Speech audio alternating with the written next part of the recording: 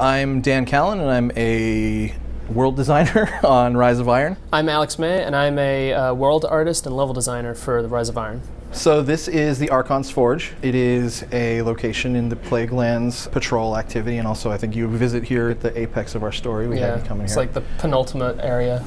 When you're in the Plague Lands patrolling around, after you complete the story campaign, you'll notice that Splicers will start dropping items called Siva samples or Siva offerings. A player will pick up one of these and be directed to go to the Archon's Forge.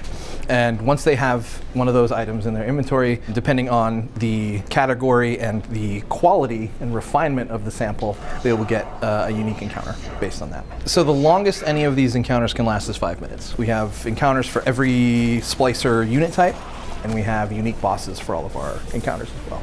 Some of them have some abilities you haven't seen before. There will be unique rewards for completing Archon's Forge encounters. The rest of the Plague Lands is very much blizzard, in your face all the time, super cold. When you get into the fortress area, it starts to get a little warmer. You get the slag runoff happening, the lava streams. I thought it would be a nice contrast that you have this cold, snowy exterior, and then when you come inside, it gets super hot and muggy and oppressive. Yeah, and it also has some significance in yes. campaign. So it is a significant location to the Splicers. There's a reason why they built the fortress here and not anywhere else. All the fallen architecture you've seen up to this point has been ships or stuff that they've stolen or jerry-rigged. Like, this is the first time you've seen them actually construct something. Outside of the Prison of Elders, that is. It was a really cool opportunity to have this, like, Lord of the Rings, Mordor feel, this Tower of Sauron out in the distance. Originally, this was the inside of the castle. It was part of the rest of the bubble, and so you could seamlessly go up in here, and things change over the course of development, and we find that some things are more practical than others, and eventually we had to split it into its own level. Technical constraints were apparent from when Archon's Forge, the event, became a real thing. So my job in Rise of Iron was to think of fun activities for players to participate in when they're in the patrol mode. So when I first saw the interior of this space, it screamed out like Coliseum. It screamed out like this is where you go to rumble, and this is where you could have an audience of people kind of looking down on you and watching you just go into this mosh pit. Almost like 2 men enter, 1 man leaves. Almost like something out of a popular film. But no, the idea was this is going to be the Coliseum where you go to have your knockdown, drag-out brawls. I see it as kind of a Court of Oryx meets Prison of Elders light. The goal for Archon's Forge from the beginning was, well, Court of Oryx is really cool. Like, that's its own thing. It should live as its own thing. But if we want to give people a space to, say, imagine you're out in patrolling the world and you see one of those, the enemies moving against each other events. We call those skirmishes internally, and people love going to skirmishes and just wiping out endless waves of guys, but there was never really an incentive to do it. It was just something that kind of happened organically in the world. So what if we gave players an avenue to have those kind of encounters, organically meet up with teammates, add some kind of challenging aspects to it, like when you die in the arena, you're kicked out in the door, you're behind the door. So put some element of risk reward into it, but give players a chance to practice their pure shooting skill. Yeah. No real complicated boss mechanics, just pure going into this mosh pit and brawling and duking it out while having kind of an audience up in this area. We wanted to have some kind of spectator experience as well. Like, I'm in here, I'm doing really well, I die, I go back into this space up here, this waiting area, and there's a chance that, hey, if this guy is solo and he's doing what he needs to do, he could win it for everybody. So you're rooting for the guy in the center to be like, oh, come on, do this, do this, do this. And we also have avenues for players to get back in the fight. So if you complete certain objectives or spend certain currencies up in the observation area, there's a chance you can get back in and help your buddies out. The main gist of the fiction we came up with for the space was the Splicers as a faction have some rules, and they have some structure to their organization. So if you are a member of the Fallen Rank and File and you want to graduate to Splicer, you have to get yourself a Siva sample and you have to present it to the Archon, and you have to be ritualistically we want to say initiated. like trial by combat, trial by fire. So there's some kind of initiation to join the Splicers, and they do that by seeing if you're worthy of defeating them in combat. If you can become a worthy Splicer, then you can join their ranks. So you see a lot of intentional callbacks to Prison of Elders. We wanted to establish that, in Fallen culture, this is something that they do. Trials by combat are a very common thing, and that's how you rise higher in the ranks of a fallen like pirate crew, by saying, hey, I can beat this guy up, he's too weak, I can beat this guy up. And the Splicers' goal is to become deified by this technology. They want to get to the rank of a machine god themselves.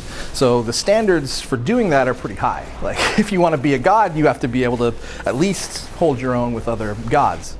Coming to the Archon's Forge and presenting the Splicers with more Siva to add to their arsenal is how they're like, okay, you gave us this, now let's see if you can survive the hardships of being one of us. And so when a Guardian gets one of these samples, you can only imagine like, oh, what's a really cool thing for Guardians to do to these enemies of the tower? Let's go defile their most sacred ceremonies. They don't like that.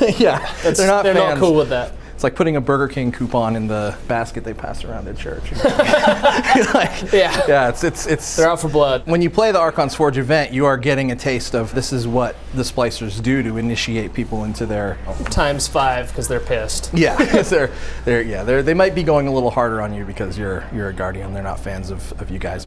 But you'll see things like these domes that we originally just had in Prison of Elders as these big spectacle pieces, but we thought it would be cool if we brought those back, and it provides us both with a way to get enemies and new objectives into the space, but it also is a cool callback to like, oh, Varix wasn't just messing around when he placed these kind of haphazardly. This is something that is deeply rooted in like Fallen culture. Part of their history that he's bringing forwards and reprising in the modern day in the Reef. So the initial thought, once going back, Colosseum, the Prison of Elders really, the layout worked very, very well. And if you can tell, it's, sort of reminiscent of one of the wings of Prison of Elders. And that was intentional from an efficiency standpoint. And also, it just works as a shell that we can fill with cool stuff.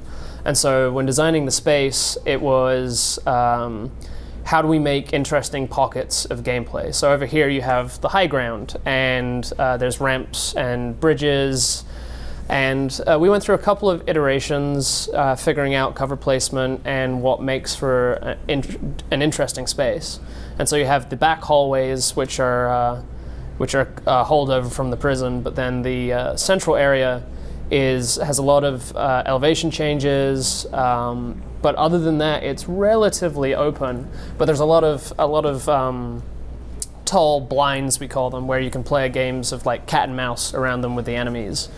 We generally find that, especially in PvP, it's really fun to have those kinds of fights where you might not be able to see them, but you know where they are, and you're rotating around a pillar, right? And eventually one person might be like, you know what? Screw this! I'm going over the pillar. Yeah. Jump up, jump over, and take the enemy from above, and you feel awesome, and you just punch them in the face, and they disintegrate. Yeah, it's always a good time. Yep, it was that foundation of like a solid arena space plus what can we do to encourage players to like move around from cover to cover, like you'll see that in the actual encounters, but we never wanted people to feel too safe. We never wanted people to feel too sheltered.